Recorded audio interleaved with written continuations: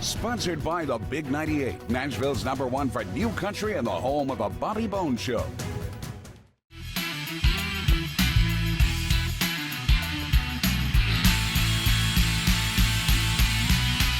We're so pleased to have on two members of the incredible Trans-Siberian Orchestra. We've got Kayla Reeves, one of the vocalists, and Al Petrelli, one of the guitarists. Thank you both for joining the show. You're welcome, and thanks for having us today. You know, it has to be a lot of fun for both of you out with this, with this incredible band and everything you guys get to do. I mean, one of the top rated bands in the US, I believe in the top 10, and also top in the world with Trans-Siberian Orchestra. What's it like touring with this group? I mean, it looks like it's no fun at all. No, it's horrible. Look. Right. I mean, listen, you're a guitar player as well, okay?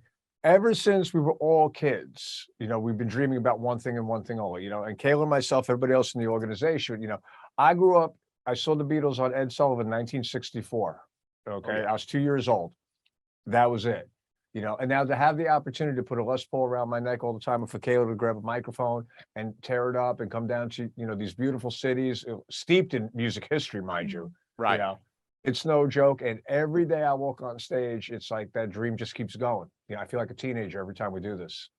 Well, and Kayla too, with the vocalist, it's got to be a lot of fun having not only great musicians supporting you, but also the spectacle. I mean, this is a rock show. I mean, Paul O'Neill's vision from back in 1999, and then this carrying on through now. What a blast for you to be able to sing these songs. Oh, absolutely. It's been a dream come true. I've been with TSO since I was 17, and I'm about to go on my 12th winter tour, and I've just been living my dream ever since 2010. It's great. Well, and what are the rehearsals like? Because I mean, we can see, behind you guys, with the lasers. I mean, it is a full rock opera, and and you guys are covering a lot of material, Kayla. I mean, what's it like getting ready for this? And I'm sure prepping your voice also. Absolutely. Well, I mean, we're already planning the tour for next year right now. So it's a year's worth of preparation that goes into in every different department, whether it's management, our production crew, chiefs, the band. There's a lot of time that goes into it. And we're going to be giving you guys some fresh stuff that you've never heard before on this tour. So I'm excited. Well, and once again, too, I've got to ask you on it, Al. The guitar parts, the musicianship. I mean, you guys aren't just standing around, just standing there playing songs. This isn't like the 90s grunge days. You guys are working the stage all the time, all of you.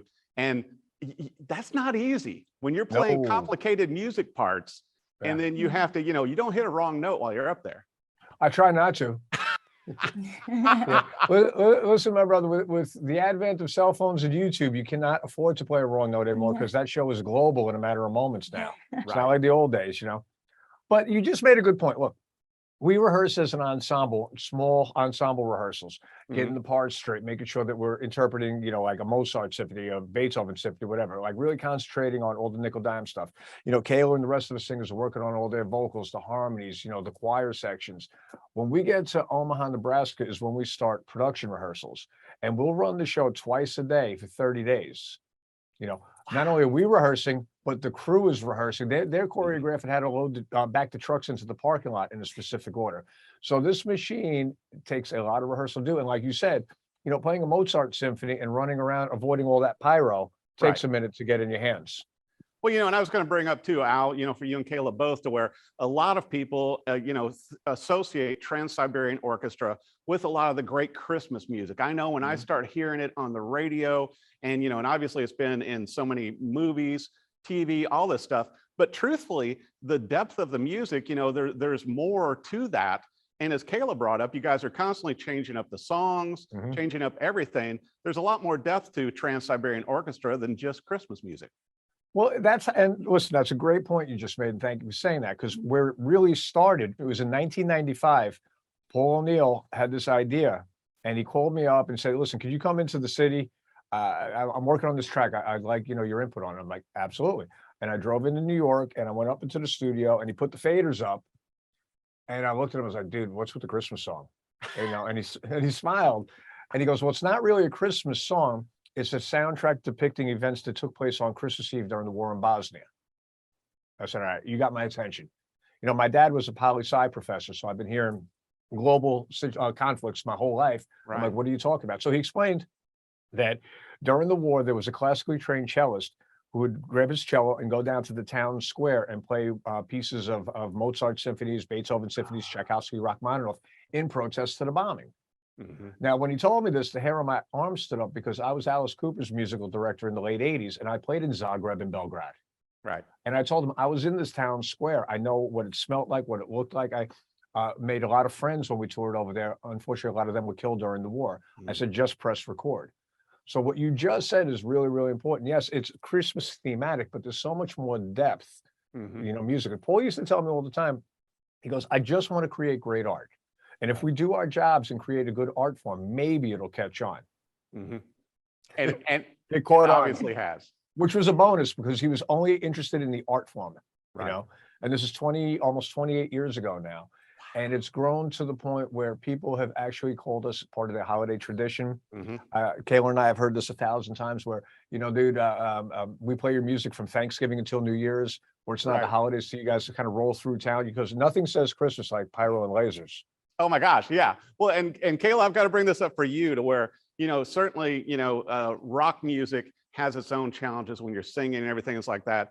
But, you know, just as Al brought up, when you mix that with incredible classical music, which Trans-Siberian is known for, that really tests your vocal capabilities because, you know, the range, you know, is so much greater than rock music. You know, I mean, how do you warm up and get ready to sing this incredible music and keep your voice in shape, as Al brought up, for this kind of tour? Well, like I said, this tour is a marathon. It's not a sprint. A lot of times we'll play 8 shows in 5 days. So you really have to take care of yourself, pace yourself. And, you know, it was always Paul's vision with this when he created it, was he wanted to have a band that had no limits, that was there were so many different elements. And that's why we have 8 incredible, extremely diverse singers, but they're so special in their own way. So we're able to accomplish something and he always wanted to create something for everyone. So when you come to our show, there's something for everyone. Well, you know, I was going to bring that up too, Kayla, you know, with, you know, what Trans-Siberian Orchestra does so well, I think that, you know, once again, not knocking any bands, and all of us have seen our share of concerts of all genres of music, but multi-generational to where, you know, not only can people, you know, in their, you know, 60s and 70s come and enjoy it, but also teenagers can come and enjoy it because it's a rock show. You know, watching all the new material and everything you guys have been putting out for this upcoming tour, I'm thinking, I got to get my daughter to that, you know, because she'll really appreciate it. I'm hoping she'll take in some of the classical part of it along with the rock. And then she's obviously going to enjoy the lasers, the lights, and you guys just rocking across the stage. But I mean, I think it's cool that you can have families, entire families come to the show. And, you know, a lot of concerts, you can't do that. No, you can't. And it's fun because we never really get to see the show. Like, this is like the only time that I get to see, hey, that's what's going on behind us. Cool. You know, Right. Our show is standing downstage center and watching what you just said, the 3 or 4 generations of families sitting together, all of them with their fists in the air. You know, like a little 2 or 3-year-old on a granddaddy's lap, and every time the pyro goes off, they squeeze the grandpa a little bit tighter. You know, we have the greatest seats in the house because we're exposing children to music they normally wouldn't gravitate towards. Okay, I can't tell you how many times, like, you know, the curtain will come up and I'll look down and there's like 3 or 4 teenagers in the front row, like rolling their eyes, texting their friends that their parents are ruining their lives by bringing us to this classical concert. And within a matter of seconds, the phone goes away, their eyes open up and they're like, oh my God, this is the greatest thing I've ever seen. And every so often, I'll hear a story that one of them decided to pick up an instrument because they were influenced by, like, you know, hearing Kayla sing or our violin player playing or guitar player, whatever it is. There was one kid who came to a show years ago, excuse me, he came down the autograph line, he must have been 10, 11 years old. And he goes, you know, I want to be a guitar player just like you. And I said, all right, well, practice and do your thing. Well, I gave him, I don't know, my email address or whatever. And we communicated over the last dozen. He auditioned for the band last year. Oh my gosh. You know, and full circle. He said, I play guitar because I went to a TSO show. That's the hidden treasure in our jobs. Wow. You know, to know that we're kind of influencing children to put the phones and the laptops down for a minute and go a little bit more old school, if you will, and put a guitar in your lap and sit down. And because you can't, it's not, there's no immediate satisfaction when you grab a guitar for the first time. It takes a lot of dedication, discipline, and practice to do something that really your hands aren't made to do, or to be able to sing. So by changing lives in that way, that's really something that not too many people are aware of, you know. And it could be any concert. I remember as a kid seeing Zeppelin for the first time, going, "Oh, I got to do that." You know? Right. But I And think it's nice to also, be you know, part of that. to perpetuate that, Al, too, you know, with young people, you know, taking in this music and taking up instruments, taking up vocals. Certainly, Kayla, you know, being a part of the fabric of people's holiday season as well with some of these songs, it's got to be pretty incredible. I mean, it's got to be odd for you guys when you go back home and it's like going around the holidays. It's like going, yeah, there's Trans-Siberian Orchestra, you know, on Spotify or whatever. It's like going, oh yeah, I just got off that tour. That's us. Yeah. Yeah, we get back home and, like, you know, I get handed a vacuum and a broom and like, okay, get back to work, clean the house up. But still, it's got to be great though. I mean, because it just transcends. I mean, Paul's vision obviously has exceeded even what he had hoped to accomplish with TSO. And now you guys are still living this dream. Well, he always said he wanted us to live long past all of us, you know, and like any other great piece of art, you hope that it survives the test of time. Right. You know, like when I was a kid, it was for the holiday season, it was Miracle on 34th Street. My family was a little warped. We watched The Godfather on Christmas Eve. Yeah.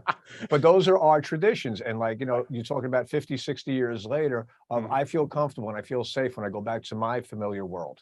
You know? Same with what Paul wanted to create. You know, Paul and the O'Neill family, our management team, our department heads, Kayla, myself, everybody in the band. I'd love to be having this conversation with you in 30 years saying, yeah, it's still doing well.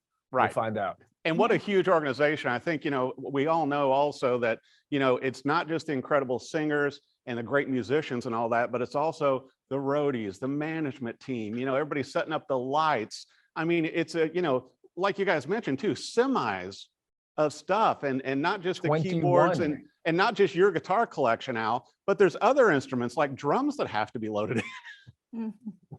It's a lot. Well, we started out 99, our first tour, 124-foot box truck and a fog machine. Oh my gosh. And it was awesome. It was awesome. Last year, 21 tractor trailers and 12 buses. Wow. That's insane. insane. And you mentioned the crew though, okay? Right. Every night, you know, when we do the introductions to the band, I take a moment out to also acknowledge the crew because the folks, why would the folks in the audience know what it takes to put on a show like that? You know, you don't know it because you don't know it. But they will rehearse the show twice a day with us in Omaha, just choreographing how the trucks load into the venue, what cases roll where. You know, we could never in a million years do our jobs without them. You know, and there's 85 of them underneath the stage while we're like jumping around doing our thing. You know, they're working, and 5 in the morning until 1 in the morning is their call times. You know, so yeah, much respect. It takes a village. Well, and obviously one of the semis is just for Kayla's wardrobe and microphones, right? Of course. Yeah, just to keep all that going. So for all the clothes changes, Kayla? Absolutely. We do have a lot of costume changes and we're swift. We've been at the same group for a while now, and it's just, we're a big family. You know, I can't wait to get to rehearsals and just hug everybody's neck because, like I said, I've been with this band since I was 17. I was just a baby. And now that you're 19, you've got a few years under it, right? And same with Al, you know, he's been with it a couple of years now. It's like, you know, it's starting to feel like home. Oh, it is, definitely. You're getting there. Well, I want to be sure and bring up, it's so nice having you guys on the show, but I want to bring up that, you know, speaking of the tour, that you're going to be coming into Knoxville in early December, and then also to Nashville, Tennessee. And I want to make sure that people know ahead of time, you know, to get their tickets early because your guys' tours always sell out. And you know, and so where's the best place for, obviously, for our viewers to go to get their tickets so they can make sure and catch, you know, the Knoxville show or the Nashville show or both? Absolutely. You can go to tsotickets.com or you can visit our website at www.trans-siberian.com. Awesome. Well, I'll tell you what, I know, Al, that you're probably going to be bringing more than one guitar with you because, you know, one Les Paul is never enough, right? Never enough. No. Yeah, you know, and there's a couple of music stores here in Nashville too. We're gonna meet up. We got to go to Groom's. We got to go shopping. Right? You know, because there's always room for 1 or 2 or 3 more guitars. And maybe the Gibson Garage. I know have, about. oh my God, I have to go back. Yeah. It's going to be an expensive show for me. Right. Well, you may have to play a couple shows here in Nashville. Okay. We'll I'm just see. saying, Listen, once we're set up, we're good. Yeah, exactly. Well, I can't wait to see you guys live, and I appreciate Kayla Reeves and Al Petrelli, both of you, for coming on from Trans-Siberian Orchestra. Our viewers need to, log on, get your tickets, go see the show, take your family, and can't wait to see you both perform live. Thank you for joining us. Thanks for having us today, my brother. I'll see you soon.